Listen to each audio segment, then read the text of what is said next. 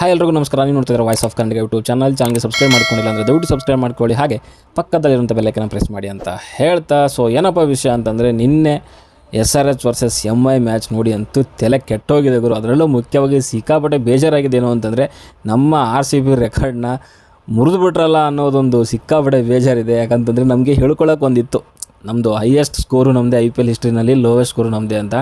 263 highest ಆಗಿತ್ತು, 49 ಲೋವೆಸ್ಟು. So ಇವಾಗ ಉಳ್ಕೊಳ್ಳಿದ್ದು 49 ಮಾತ್ರ.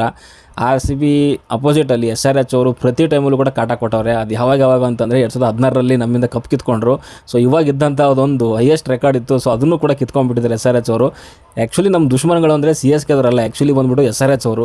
ಸೊ ಪ್ರತಿ ಟೈಮಲ್ಲೂ ಕೂಡ ಅವರು ನಮ್ಮನ್ನು ಕಾಟ ಕೊಡ್ಕೊಂಡೇ ಬಂದಿದ್ದಾರೆ. ಸೊ ಬಟ್ ಏನೂ ಮಾಡಲಿಕ್ಕಾಗಲ್ಲ. ಇವಾಗ ರೆಕಾರ್ಡ್ ಅಂತೂ ಬ್ರೇಕ್ ಆಗಿದೆ. ರೆಕಾರ್ಡ್ಸ್ಗಳು ಇರೋದನ್ನೇ ಬ್ರೇಕ್ ಮಾಡಲಿಕ್ಕೋಸ್ಕರ ಅಂತ ನಮ್ಮ ವಿರಾಟ್ ಕೊಹ್ಲಿ ಹೇಳಿದ್ದಾರೆ. ಬಟ್ ಇದನ್ನು ಮುರಿಬೇಕು ಅಂತಂದರೆ ಎಷ್ಟು ವರ್ಷ ತೊಗೊತಾರೆ ಗೊತ್ತಿಲ್ಲ. ಯಾಕಂತಂದರೆ ಅದನ್ನು ಮುರಿಯೋಕೆ 11 ವರ್ಷ ತೊಗೊಂಡ್ರು 263ನೇ.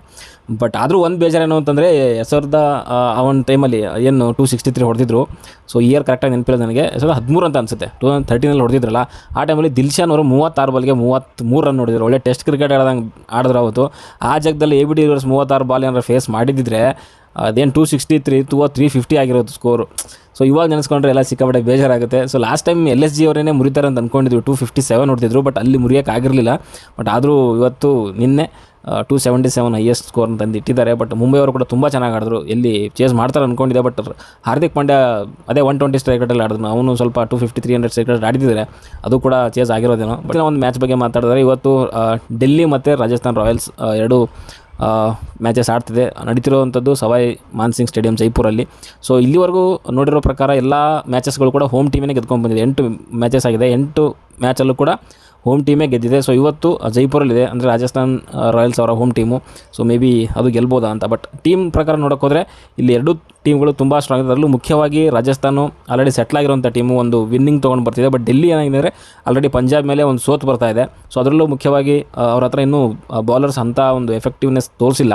ಸೊ ಲಾಸ್ಟ್ ಮ್ಯಾಚಲ್ಲೂ ಕೂಡ ಐ ಥಿಂಕ್ ಬ್ಯಾಟಿಂಗ್ ಕೂಡ ಅಂಥ ಭರ್ಜರಿಯಾಗಿ ಬಂದಿಲ್ಲ. ಸೊ ರಿಷಬ್ ಪಂತ್ ಅವರು ಸೊ ರಾಜಸ್ಥಾನ್ ಮೇಲೆ ಒಂದು ದೊಡ್ಡ ಸ್ಫೋಟಕ ಬ್ಯಾಟಿಂಗ್ ಆಡ್ತಾರೆ ಅಂತ ಅಂದ್ಕೊಂಡಿದ್ದೀನಿ. ಯಾಕಂತಂದರೆ ರಾಜಸ್ಥಾನ್ ಮೇಲೆ ಅವ್ರದ್ದು ಒಂದು ಎವರೇಜ್ ಚೆನ್ನಾಗಿದೆ. 9 ಮ್ಯಾಚಸಲ್ಲಿ 5 ಮ್ಯಾಚಸಲ್ಲಿ 50 ಹೊಡ್ಕೊಂಡಿದ್ದಾರೆ.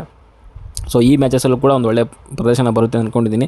ಆ್ಯಂಡ್ ಇನ್ನು ಪ್ಲೇಯಿಂಗ್ 11 ಬಗ್ಗೆ ಮಾತಾಡೋದಾದರೆ, ರಾಜಸ್ಥಾನಲ್ಲಿ ಪ್ಲೇಯಿಂಗ್ 11 ಏನೂ ಚೇಂಜ್ ಮಾಡಲ್ಲ ಅಂದ್ಕೊತೀನಿ. ಒಂದು ಏನು ವಿನ್ನಿಂಗ್ದು ಕಾಂಬಿನೇಷನ್ ಇದೆ ಅದನ್ನೇ ಕಂಟಿನ್ಯೂ ಮಾಡ್ತಾರೆ. ಬಟ್ ಆದರೆ ಡೆಲ್ಲಿನಲ್ಲಿ ಕೆಲವೊಂದು ಚೇಂಜಸ್ಗಳು ಖಂಡಿತವಾಗಲೂ ಕಾಣಿಸುತ್ತೆ ನಮಗೆ. ಮುಖ್ಯವಾಗಿ ನೋಕಿಯಾ ಅವರು, ಎಂಡ್ರಿಚೆ ನೋಕಿಯಾ ಅವರು ವಾಪಸ್ ಬಂದಿದ್ದಾರೆ. ಸೊ ಅವರನ್ನು ಟೀಮಲ್ಲಿ ಹಾಕ್ಕೊತಾರೆ ಅಂದ್ಕೊತೀನಿ. ಅದಾಗಿದ್ಮೇಲೆ ಇಶಾಂತ್ ಶರ್ಮಾ ಲಾಸ್ಟ್ ಒಂದು ಮ್ಯಾಚಲ್ಲಿ ಇಂಜುರಿ ಆಗಿದ್ದರು. ಸೊ ಅದು ಒಂದು ಅವ್ರಿಗೆ ಪ್ರಾಬ್ಲಮ್ ಆಯಿತು ಲಾಸ್ಟ್ ಮ್ಯಾಚಲ್ಲಿ ಪಂಜಾಬ್ ವಿರುದ್ಧ. ಬಟ್ ಅವರು ರಿಕವರ್ ಆಗಿದ್ದಾರೆ. ಸೊ ಅವರು ಈ ಮ್ಯಾಚ್ಗೆ ಲಭ್ಯ ಆಗ್ತಾರೆ ಅಂತ ಅನಿಸುತ್ತೆ. ಜೊತೆಗೆ ಇನ್ನೊಂದು ಏನಂತಂದರೆ, ಸೊ ಲಾಸ್ಟ್ ಮ್ಯಾಚಲ್ಲಿ ಒಂದು ಪಾಸಿಟಿವ್ ಅಂತಂದರೆ ಪೋರೆಲ್ ಅವರು ತುಂಬ ಒಂದು ಚೆನ್ನಾಗಿ ಮಾಡಿದ್ರು ಬ್ಯಾಟಿಂಗ್. ಲಾಸ್ಟು ಕೆಲವು ಓವರ್ಗಳಲ್ಲಿ ತುಂಬ ಒಂದು ಸ್ಫೋಟಕ ಬ್ಯಾಟಿಂಗಿಂದ ಅವರು ಕೂಡ ಒಂದು ಲಯನ ಕಂಡುಕೊಂಡಿದ್ದಾರೆ. ಸೊ ಅವ್ರದ್ದು ಒಂದು ಹೆಲ್ಪ್ ಆಗುತ್ತೆ ಈ ಒಂದು ಮ್ಯಾಚಲ್ಲಿ. ಆ್ಯಂಡ್ ರಾಜಸ್ಥಾನ್ ಬಗ್ಗೆ ಮಾತಾಡಿದ್ರೆ ಒಂದು ಒಳ್ಳೆ ಪೇರ್ ಇದೆ ಓಪನಿಂಗಲ್ಲಿ, ಜೋಸ್ ಬಟ್ಲರ್ ಮತ್ತು ಇವರು ಯಾರಪ್ಪ ನಮ್ಮ ಜೈಸ್ವಾಲ್ ಅವರು. ಸೊ ಅವರು ಕೂಡ ಒಂದು ಒಳ್ಳೆ ಓಪನಿಂಗ್ ಪಾರ್ಟ್ನರ್ಶಿಪ್ ಕೊಡ್ತಾರೆ. ಆಮೇಲೆ ಸಂಜು ಸ್ಯಾಮ್ಸನ್ ಕೂಡ ಒಳ್ಳೆ ಫಾರ್ಮಲ್ಲಿದ್ದಾರೆ. ಸೊ ಚೆನ್ನಾಗಿದೆ, ಎರಡು ಟೀಮ್ ಕೂಡ ತುಂಬ ಚೆನ್ನಾಗಿದೆ. ಆಮೇಲೆ ಈ ಕಡೆಗೆ ಓಪನಿಂಗ್ ಡೆಲ್ಲಿ ಕಡೆ ಮಾತಾಡಿದ್ರೆ ವಾರ್ನರ್ ನೈಟ್ ಮಿಚೆಲ್ ಮಾರ್ಷ್ ಇದ್ದಾರೆ. ಸೊ ನನಗೆಲ್ಲೋ ಸ್ವಲ್ಪ ಇವ್ರದ್ದು ಬಾಲಿಂಗ್ ಸ್ವಲ್ಪ ವೀಕ್ ಅಂತ ಅನಿಸುತ್ತೆ ನನಗೆ. ಯಾರ್ದು ಅಂತಂದರೆ ನಮ್ಮ ಡೆಲ್ಲಿ ಅವ್ರದ್ದು. ಸೊ ನೋಡಬೇಕು. ಸ್ಪಿನ್ ಡಿಯೋ ಕೂಡ ಇದ್ದಾರೆ, ಈ ಕಡೆನೂ ಇದ್ದಾರೆ, ಆ ಕಡೆನೂ ಇದ್ದಾರೆ. ಆ ಕಡೆ ರವಿ ಅಶ್ವಿನ್ ಆ್ಯಂಡ್ ಚಹಲ್ ಇದ್ದರೆ, ಈ ಕಡೆಗೆ ಕುಲ್ದೀಪ್ ಯಾದವ್ ಮತ್ತು ಅಕ್ಷರ್ ಪಟೇಲ್ ಇದ್ದಾರೆ. ಸೊ ಎರಡೂ ಕೂಡ ಒಂದು ಪೇಪರ್ ಮೇಲೆ ನೋಡ್ತಾ ಇದ್ದರೆ ತುಂಬ ಸ್ವಲ್ಪ ಸ್ಟ್ರಾಂಗ್ ಅನಿಸುತ್ತೆ. ಎಲ್ಲೋ ಒಂದು ಚೂರು ರಾಜಸ್ಥಾನ ಸ್ಟ್ರಾಂಗ್ ಅಂತ ಅನಿಸುತ್ತೆ. ಹೋಮ್ ಅಡ್ವಾಂಟೇಜ್ ಕೂಡ ಇರ್ಬೋದು ಅವ್ರಿಗೆ. ಸೊ ಯಾವ್ದು ಗೆಲ್ಲುತ್ತೆ ಅನ್ನೋದು ಕೂಡ ನೋಡಬೇಕಂತ ಹೇಳಲಿಕ್ಕೆ ಇಷ್ಟಪಡ್ತೀನಿ. ಹಾಗೆ ನಿಮ್ಮ ಅನಿಸಿಕೆ ಅಭಿಪ್ರಾಯಗಳೇನು? ನನ್ನ ಪ್ರೆಡಿಕ್ಷನ್ ಈ ಒಂದು ಮ್ಯಾಚಿಗೆ ಬಂದುಬಿಟ್ಟು ರಾಜಸ್ಥಾನ್ ಗೆಲ್ಲುತ್ತೆ ಅಂತ ಅಂದ್ಕೊಂಡಿದ್ದೀನಿ.